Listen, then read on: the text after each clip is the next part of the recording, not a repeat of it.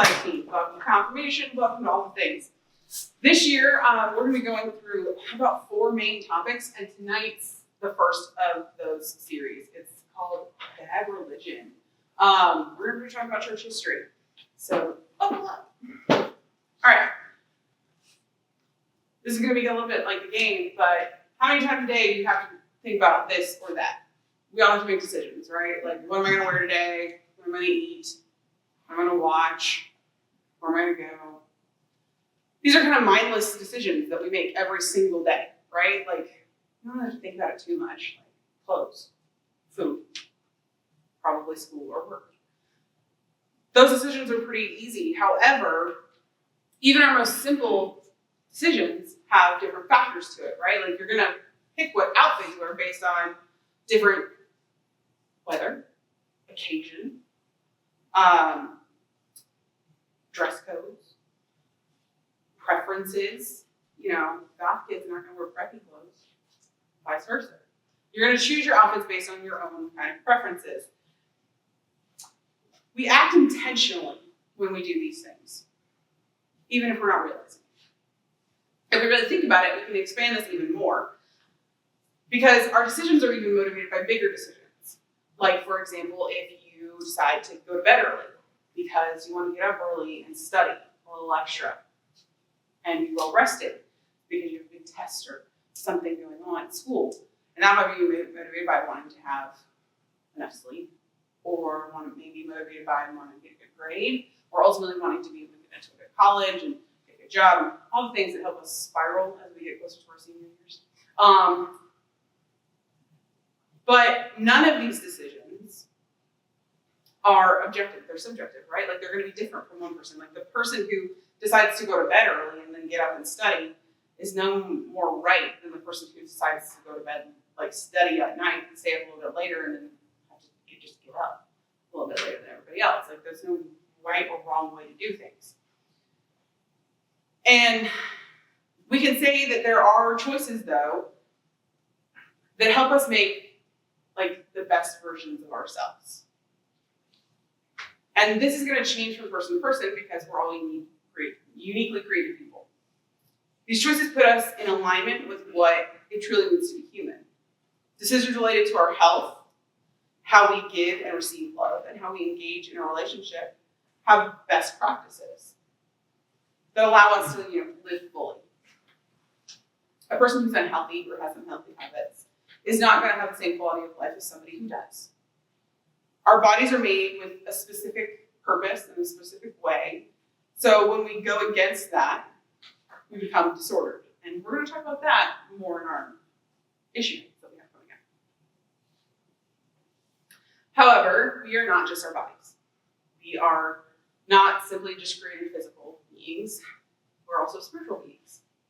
This means that our choices may not be solely impacted by our physical well-being, but also our spiritual well-being.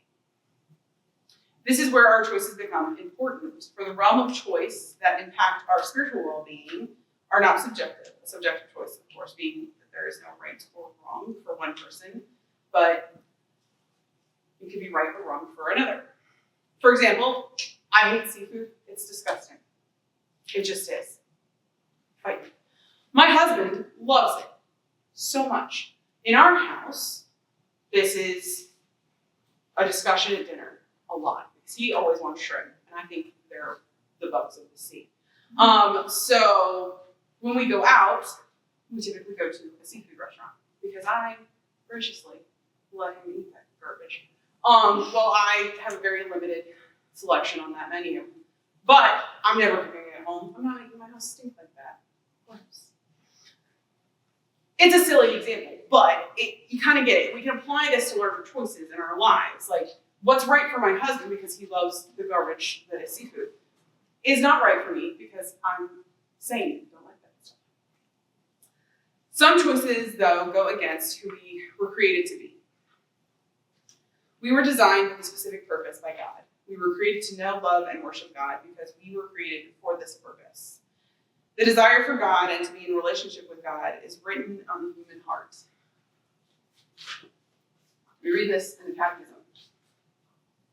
It's only in this relationship that we will find true happiness. It is where we find it fully alive. So since we were created to know, love, and worship God, and to be in relationship with God, there are right choices we make that help us fulfill those purposes, and choices we make that, take us the other direction. In order to make the right choices, we need to start with the belief that God exists. Faith is a gift from God, and it's a virtue. I'm not going to read all this. It's just there for you to see. Which means that faith is not something that we earn, but something that God freely gives to all of us.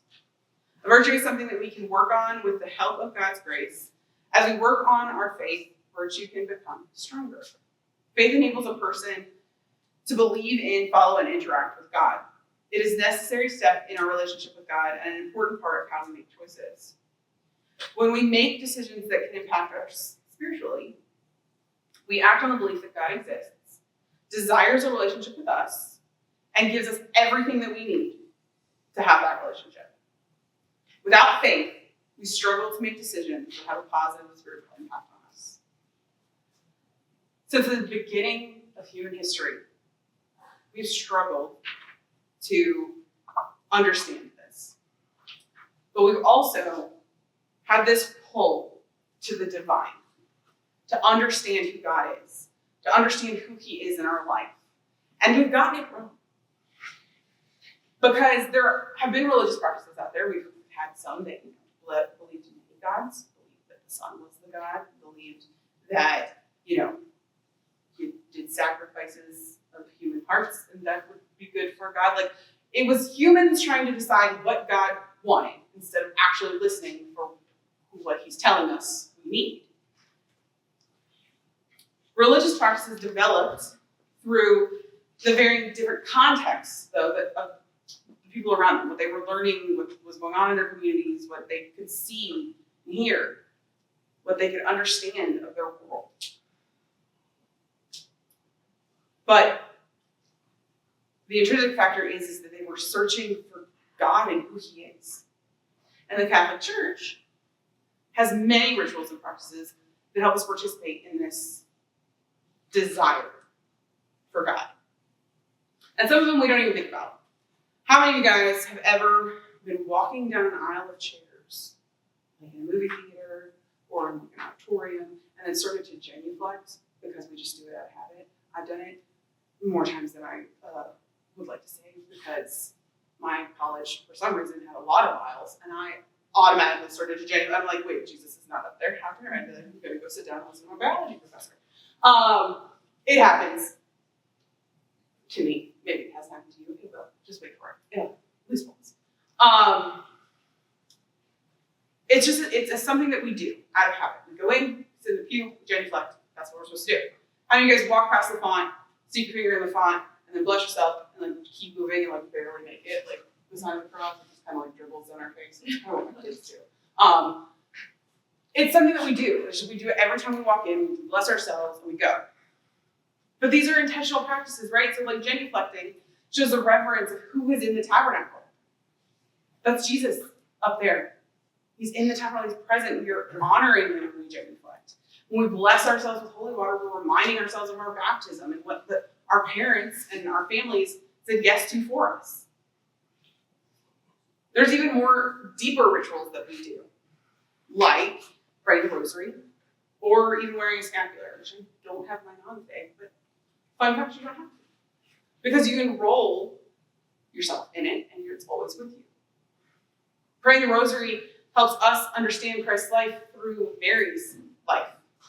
It's something that we practice and we do as a ritual because we want to know, love, and serve Christ as his mother did. And wearing a scapular, which if you don't know what it is, examples of scapulars. This was created by the religious orders, and it represents different charisms of Christ's life and Mary's life, and helps us grow humble and unite in community. And I don't have mine on because mine invariably break. I don't know what it is. I can't keep one.